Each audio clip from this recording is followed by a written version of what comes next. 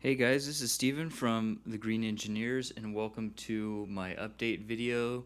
Now with my new camera I can do more than just 11 and a quarter minutes.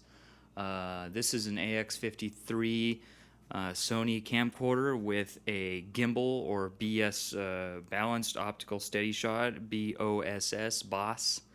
So it should be a lot easier to see because a lot of people were talking about me moving quickly and causing some issues. So I'm still going to change how I do things.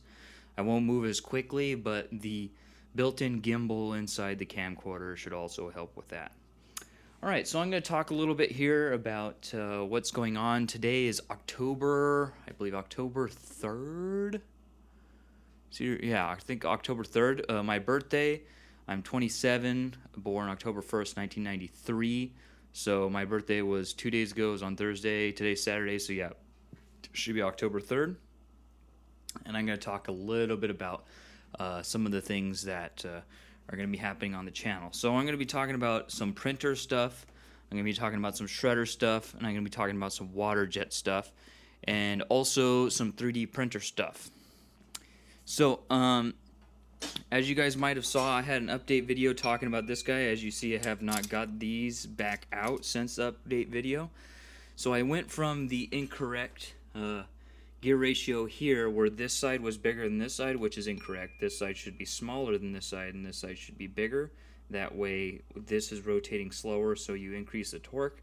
This guy has not been enough torque to cut through three of these. These are the COVID Prusa face bands, and I could not cut through three simultaneously. It would bog down. So obviously, as you know, there's going to be a hopper here on top. It's going to be sheet metal. In the beginning, it's going to be 3D printed on this guy. It's going to be a 12 by 12 by 12 funnel, or a hopper, I guess you could say, and it's going to load plastic into the top. So it has to be able to cut through this stuff. There's no way around that. But I was able to finally cut through a bottle where it actually made it through the neck of the bottle, which it didn't before. It wasn't able to do that before. So now it's able to do that, but still not enough torque to get rid of whatever falls in here. So obviously there's going to be some systems that I was talking about where if it gets stuck, it will reverse and take that stuff out. But me and the protege have not implemented that. We've tested some stuff. We're going to mess around with some Arduino as well as some just standard electronics that we pre-configure. And then because all of these are going to be the same configuration with a motor such as this. So what may happen is I may try to get more of this gear ratio in here so I could go with smaller gears so I don't have this big of a gear. But there is going to be a big pinch guard that goes over this. And so far my original pinch guard design would work on this. So that would be okay. But I'll probably add more. I think this is an 80 to 1, so maybe I'll increase it to a 90 to 1 or something. I'll have to see inside. But that'll cost another $20 a unit or something like that. Anyways, so me and the protege have designed, me and Kevin, right? Me and Kevin, as you saw back a couple videos back, a long time ago actually. Me and him been working together for about a year now, and he's again senior in college, and he's got about another. He's going to be done in May of next year. So we'll see if we get the company profitable and see if he can continue working with me on it, but if not, we'll figure something out. Anyways, so we've gotten this guy down. This is 1.7 to 1 right now. Not enough here to cut through this. So we've gone for broke, and we're doing 3 to 1 gear ratio, which is the biggest gear ratio that we can do, where this guy, the gear is not smaller than this washer. So that's the biggest gear ratio that we can do, so we're almost going to double it. So theoretically, this guy is rated at 100 foot-pounds with no gearing in the front, with all the gearing inside. So if we have that gearing outside, then that means this guy is rated at, this guy would be putting down like 300 foot-pounds of torque. That's with no friction. So in actuality, we're probably going to be doing maybe 260, 250 to 270 if you include all of the friction loss. So then that's basically the best that we could do, and what we got is what we got. This guy's outputting at like 17 RPM. So here we're going to be getting a little bit under 6. So this guy's going to be rotating, let's say 5.5 RPM, and there's 2 blades. There's two cutters per blade, so it's going to be making 11 cuts per minute. So pretty slow, but it doesn't look as scary as when we first started with this gear, where it was rotating at like 30 RPM. So even with this one, it looked way better. So I'm pretty excited on that guy working. So I haven't got it to my machinist yet. We did design it on Thursday, so I was supposed to get it to him, but I forgot. He's going to be out of town for the next couple days here on Monday, so probably by the end of this week we'll have the new gear set on here, and we'll be running that. So we'll give that a shot, and then maybe eventually we'll test this guy, or I may just drop trying to support that guy, because as you saw, torque is very, very important. And that guy is just that guy's only like 80 foot-pounds or 70 foot-pounds or something like that rated. All right, so let's talk about this guy. I've been doing a lot to try and upgrade this guy, and we're going to talk about a little bit my frustrations with that. So here we have the some new upgrades for the linear rails here. I mean the linear guides. So one of these, I'm not sure which one. It's one of these. Actually, it's this one right here. If you can see, there is a big crack.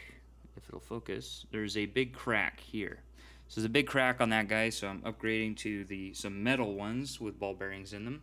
So I'm going to upgrade that. Also, I've upgraded to a micro Swiss hot end, which is now in there. And apparently I forgot to put the silicone boot in there, so I'm going to have to take this apart. And then I'm going to upgrade the cooling solution. So there'll be a regular 40-40 fan, 40 millimeter by 40 millimeter fan instead of the screw fan up here blowing down. And this guy I'm going to upgrade to a better Noctua 40 millimeter fan to quiet everything down, because I've gone to the quiet steppers, right? So everything is really, really quiet now. And I found that the acceleration and deceleration of this guy is way too slow now. So I'm going to see if I can work on that. This guy still needs a lot of dialing in, because I put in those silent steppers. So it needs a lot more dialing in, and then I may have my machinist to make me a bracket that goes around here that's solid one piece, right? And doesn't have as much shaking, is way more sturdy, and is maybe gusseted underneath, so there's going to be like some braces that go across to keep everything square, to keep this guy way better performance, right? So that's one of the upgrades I want to do. But yeah, these upgrades, this upgrade, and then I want to upgrade this guy to a comparator, which is the one they use on the Duet. You could change that to a digital mode, to where when you are close, when you are level, it'll send a 5 volt and basically close, like this is normally open, right? And then when you get close, this closes, and you'll see the red light turn on, and then it will give 5 volts, right? And then that'll count as Z0. So reason being is that I got really, really angry with this guy, and I put it aside for a little while. I should have saw this coming. Oop, where'd it go? So I was using some of these easy peelsies, right, from not this one, but this one down here. I was using some of those easy peelsies, right? And I totally didn't think about that the magnetism of those easy peelsy is going to screw with this sensor, right? And so when it would come close, it would actually not see it until it was like literally running the nozzle into it. So when I was doing the 16-point leveling matrix, when it was going right here, it was not seeing the bed, and it actually was going into the floor and pushing this and tilting the whole thing down, I think like 6 millimeters down. So it didn't see it, and it tried to go like another 6 millimeters, which is definitely no good. So that's not going to work. And so I want to do a comparator, so also I could run this glass. I want to try this glass out. This is like a anycubic glass, where it's got that coating on the top and the little micro pores. So when it cools down, it ejects your part, right? So I really want to try that, but obviously that's not going to pick up with a magnet, with the probe, right? With the probe, this probe is not going to. It's not magnetic. It's non-magnetic. So you would have to have the pickup from this guy. So that's probably not going to work. Unless I change this for a different magnetic probe, and I could just pick up the main base aluminum that makes up the heated bed. So it would have to penetrate through, 3 millimeter, 3 to 4 millimeters. So it would have to penetrate down 3 to 4 millimeters below and be very, very consistent.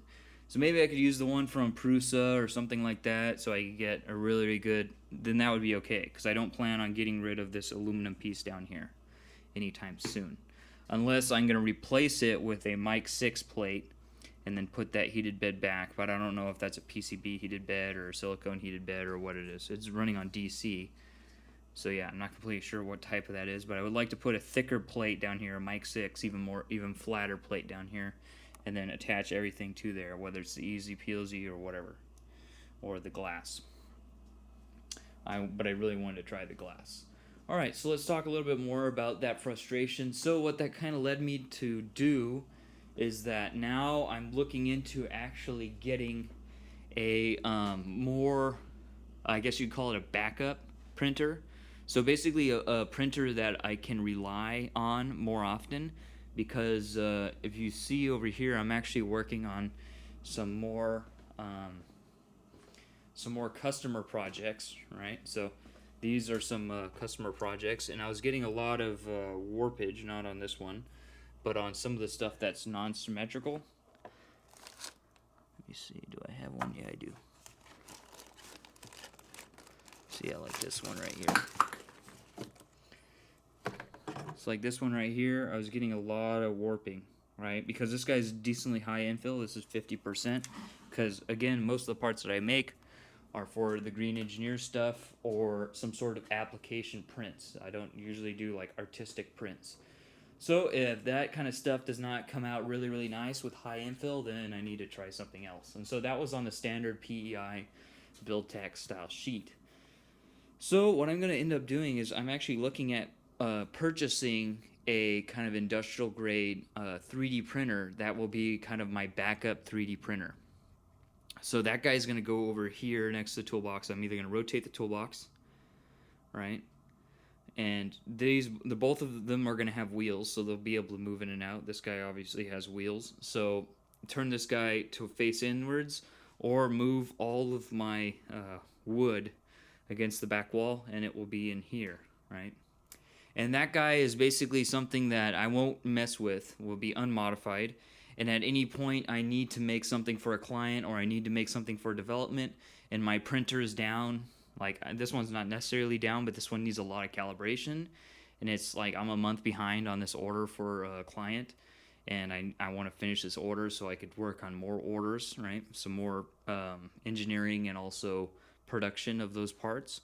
So if that printer is not doing what I would like it to do, I do a part change on it, and then I don't have enough time to do some sort of calibration or whatever, which is what I need to do now. And also I need to print some more parts for my cooling fans and things like that, and order some parts, etc., all that kind of stuff. I want to have a backup printer that I know for sure is polished and dialed in, that I can drop one specific type of material on it, and it's going to print perfectly every single time. So this printer is going to have soluble supports as well as standard supports, and then I want to work on adding that to that printer back there so that I can get it to really dial in, right? To have supports and the opportunities that will open that I can give to some of my clients for these engineering jobs would be perfect. Now, of course, at some point, those engineering jobs would taper off while I do most of my development of those products that are my main bread and butter of the company for the Green Engineers, which is, again, the filament maker, right, the 3D printer, the shredder, and yeah. And then maybe a lot of people have been asking about the water jet. We'll see about, producing that one. But those are going to be my main ones. But the whole idea, again, is to, as quickly as possible, get to be full-time into the Green Engineers, right? And so doing some of these side jobs will allow me to leave sooner rather than later.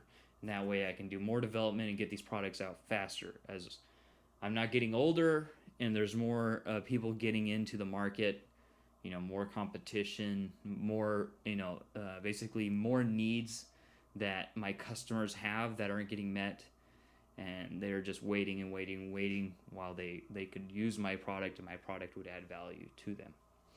So that printer will allow me to do that kind of stuff. And so I'm basically cleaning my garage. As you can see, this camcorder is way bigger of a field of view. We went zoomed all the way out compared to my last camcorder.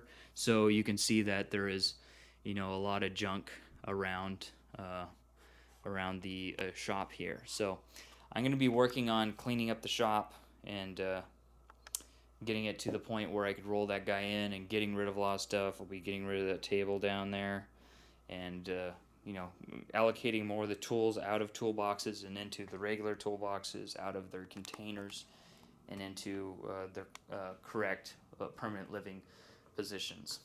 So yeah, getting rid of this table here. So that's it for these printers talking about. So this guy I'm going to need to finish polishing up and tuning in, and then I'm going to get that backup printer, and that's what I'm going to be using for the near future to get these parts out so that I can then start polishing this guy up, and then also start looking into building either the White Knight from 3D Knack, or in the meantime getting the Creality CR30, otherwise known as the 3D printing mill, which are both belt printers, in order to get ready for production. So that's kind of the next step. Use this guy for now, and this guy will be doing a lot of development. Get him polished up. In the meantime, use the backup printer. Anytime I need soluble sports, I could use the backup printer until I get that on this guy, and then use those other printers that I discussed. Add a second head for the soluble, and add a second head here for soluble. And then once I get those guys up, this guy will probably disappear. Or I'll work on getting this guy fully enclosed. That's another thing that printer will have, the backup printer will have, will also be heated enclosure, and that will stop all this warping, a lot of these warping issues from happening. Even though this is PLA, right? It still warps. When you have enough thermal mass with high enough infill, it's going to warp. So that's kind of the situation between my printer setups. And so I'm going to be getting a new printer and then figuring out what to do with this guy. Probably calibrate this guy in, and then sometime during this winter, when I have work off and more time, I'll be working on getting the belt printer up, and then whatever I do with this one is what I do with this one. So talked about the shredder, talked about this guy, talked about the backup printer. Now we're going to be talking about the water jet. So I've moved all my stuff over to my machinist shop so that me and him can work on finishing up the water jet. It used to be in here. All the stuff used to be right there, but now it's over there at his place. So with that, we have a couple more parts left. He got all the tools that he needs to develop those parts. Now, to bend those nipples that I showed you guys, I'll walk over here and show you guys again. To bend those nipples, either we're going to actually try to bend it, but they need to be pretty precise positioning because they're between two hard-mounted loops of the water jet, unless I could buy maybe some sort of flexible something. Here we go. Here's the last one. So there's the nipple there. So this guy needs to go from the pump and into a combining block, a four-way block. And so the positioning of the block is pretty precise. So I'm going to need to either have those bent very, very precisely, which right now I don't know if there's an option for that. That's some thick wall stainless steel. Or I have to have those be used and made a weldment of those, which has a perfect 90-degree bend and perfect cut, so it's going to end up in there every time. Or I have to make some sort of, I have to go buy some more flexible line that would be able to go in there. So that's the status of the water jet, and so that guy pretty soon, hopefully within this month, I could test fire it and start doing some garnet, and I'll do the garnet tank print with this guy, and then I'll get some testing garnet, probably 220 grit to begin with, and then try that out, see how that works.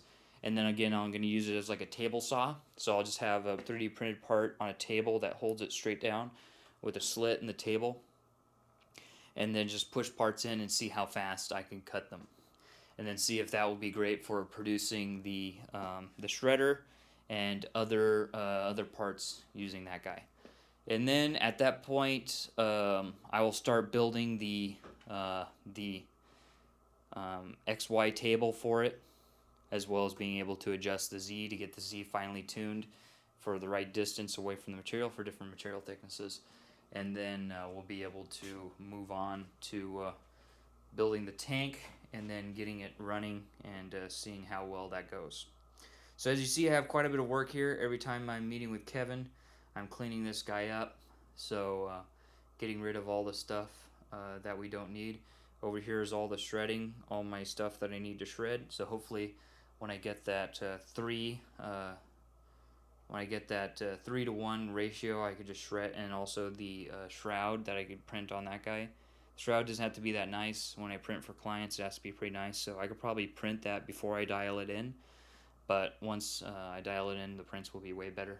So I need to print a shroud, and then also I need to get this on some sort of stand so that I can just dump it into a bucket and be done with it. So all this stuff here are all the stuff that I have to shred in this area right here. So as you can see, some of these are some big stuff from clients. This one's probably almost half a kilogram right here, or 3/4 of a kilogram. That one I'm probably gonna have to break up first before I put in there, but it's only like 8%, 10% solid. So yeah, then clean this guy up, and hopefully I can get the machine. I planned on getting the backup printer this weekend, but it seems like the guy is out of town this weekend. So most likely it's looking like next weekend. So I'll get this place cleaned up as much as possible before then, and so we can wheel it in here and put it in here however I decide to do it. Alright, so that's it. So that's it for this longer update for October 3rd. Those are my plans, my most recent up-to-date plans. Is kind of cleaning more up the shop and adding some more tools to my toolbox, and also upgrading some tools to be better. And then hopefully that will be kind of that will set up everything that I need for the gear ratio on the shredder, and then I know exactly what type of ratios I need, and then I could go ahead and finish up the design, which we already have the design finished. We need to start prototyping, and the rest of it, the stand and some of the funnels and all that kind of stuff. So with that, that will keep us in line with my original statement a little while back, was 2020 I want to have all my designs roughed out. We still need the design for my printer, which I'm going to talk about. Actually, I forgot to talk about my printer design, and then I need for my filament maker, which this is the test stand for it, which is the Fill Factory, my version 2 of my filament maker. 2021 have all the rough prototypes finished, and most of my production prototypes finished. So that means I'm ready to start manufacturing. And then 2022 and then 2021 have some products released, or that's my hot end or some of the other stuff. In 2022 have all products released and be full time. But my plan is to try to have the at least the hot end released. That way I can go full time into the Green Engineers and be able to do whatever I need to do to push the company forward. So let's talk a little bit about the printer. I haven't done any work yet. This guy is the last thing to do, so we have 2 months left in 2020 to try to rough this out. I have some of this done already, so that's okay. Next one is my 3D printer, which most of the stuff is in there, my 3D printer design. So me and Kevin are about 80% done with that, with mechanical. So we determined that we're going to push electronics to next year. That's going to have a lot of iterative and a lot of research and testing and doing a lot of stuff. So we want to build the printer first and try some of these different electronics and see which ones we like, and then finalize that electronics package. So what I'm talking about is like smoothie board versus a board that would run Marlin versus a Duet board versus etc. Octoprint, all kinds of stuff. So that we all need to finalize. So mechanically we are about I'm going to say 80 to 85% done with the design. We are going to go into I invented a new way of handling the bed. I came up with this after finding all the issues with this guy. So with all the warping happening, which that's completely unacceptable. You with a part that big, you should be able to do 100% infill and it not warp. So I've come up with a new type of bed setup for it. So we're going to be finalizing that out probably today. We're meeting today, tonight. So we'll finalize that up today. While he's going to be working on that, while I'll be working up cleaning on the garage, and then we're pretty close to being done. We just need to do the backpack, which is for dehumidifying the filament, drying the filament out, and keeping the filament dry, and also adding a second head for soluble sports. And number 3 is adding the top bubble to fully enclose the printer. Alright, so that's pretty much it. That's all I want to talk about here. We'll probably be able to talk about more stuff. Probably the next thing you'll see is this guy, the shredder with the correct gear ratio on it, the best gear ratio we can do, shredding, and then talking more about that, maybe talking about the printer, and then talking about the backup industrial printer, the backup printer. And then the next thing after that would probably be the water jet. So probably only a couple videos left before 2020, and then yeah, and then I'll let you know if we've met our desired goal of having pretty much all the products roughed out design wise by the end of 2020, or if not, and what will 2021 be looking like. And then of course the big time for me, which is winter, which is the time that I have to get a lot of this stuff going. So alright, that's pretty much it. So I got quite a bit of cleaning up here to do, quite a bit of printing to do, and things like that. So, and also quite a bit of design work to do, which again, we're back with the project. We're down to 3 days a week, Tuesdays, Thursdays, and Saturdays, as he's in senior year and he's got senior project and things like that. And so generally I only design when I'm meeting with him, and I do other stuff in parallel when working with him, cleaning up the garage and printing and setting up prints and things like that. Alright, so that's pretty much it for this video, and can't wait to talk to you guys again in my next update video. So I'll see you guys then. Thanks for sticking with us, and if you're new to the channel, go ahead and subscribe for some cool stuff coming up, and I'll see you guys in the next video. Thanks for watching. See you guys later.